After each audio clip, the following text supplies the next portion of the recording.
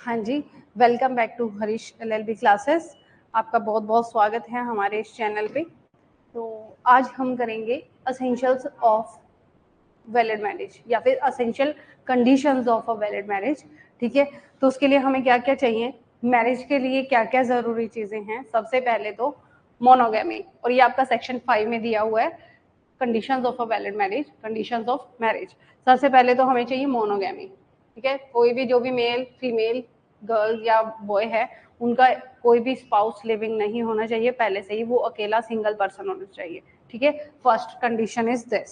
Second one is soundness of mind, कि वो जो पर्सन शादी कर रहा है उसका जो दिमाग है वो अच्छे से कॉन्शियस होना चाहिए, सभी बातों को समझने वाला होना चाहिए। तो सेकंड कंडीशन है soundness of mind. Third one है जी एज ऑफ पार्टीज, जो कि आपके सेक्शन 5 सब सेक्शन 3 में दी हुई है, as of parties.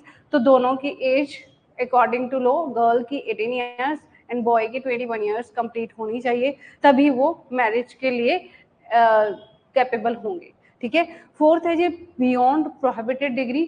Beyond prohibited degree होता है कि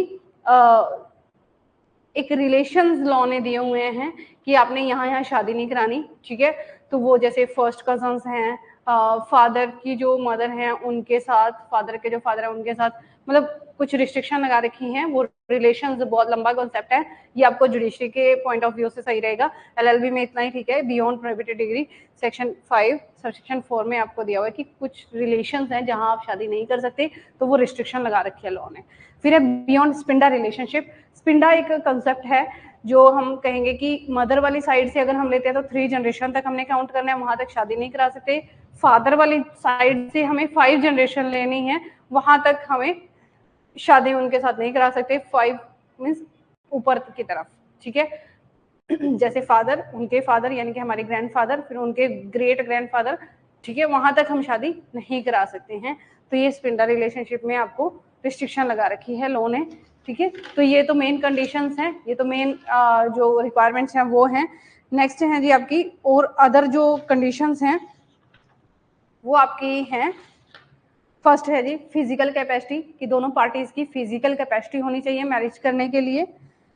फिजिकल कैपेसिटी मीन्स वो जो पार्टी है वो इम्पोर्टेंट नहीं होनी चाहिए, सेक्सुअल इंटरकोर्स के लिए परफेक्ट होने चाहिए वो, तभी वो मैरिज करा सकते हैं।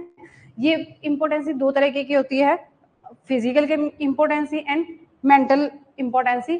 फिजिकल इम्पोर्टेंसी में कोई सेक्सुअल ऑर्गन में जो कमी होती है वो चीज़, ठीक है, कोई प्रॉब्लम आती है तो वो काउंट होती है। और मेंटल में दिमागी तौर पे जो पर्सन है वो वीक होता है, इस वजह से वो सेक्सुअल इंटरकोर्स नहीं कर पाता है। तो ये दोनों चीजें अगर होंगी तो भी वो मैरिज के लायक नहीं होगा कपल। ठीक है, नेक्स्ट है जी सेरेमनीज ऑफ मैरिज, ये आपका सेक्शन 7 में दिया हुआ है, सेरेमनीज ऑफ मैरिज। सेरेमनीज आपकी जैसे हिंदू लॉ में हमारे सप्तपदी, कन्यादान, ये सब होता है, तो ये सब होगा तभी मैरिज को हम वैलिड मानेंगे। ठीक है, ये सेरेमनीज भी दो तरीके की होती है, शास्त्रिक सेरेमनी एंड कस्टमरी सेरेमनी।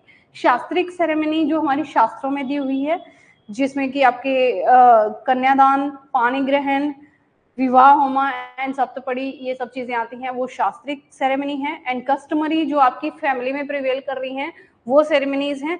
वो सारी सेरेमनीज होने के बाद मैरिज कंसीडर की जाएगी कि ये मैरिज हो चुकी है।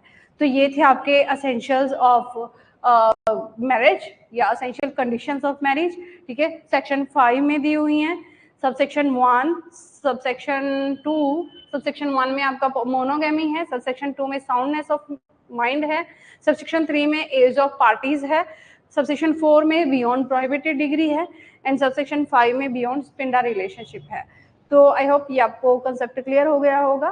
तो अगर कोई भी आपका डाउट होगा तो आप मुझसे पूछ सकते हो। Thank you for watching my video.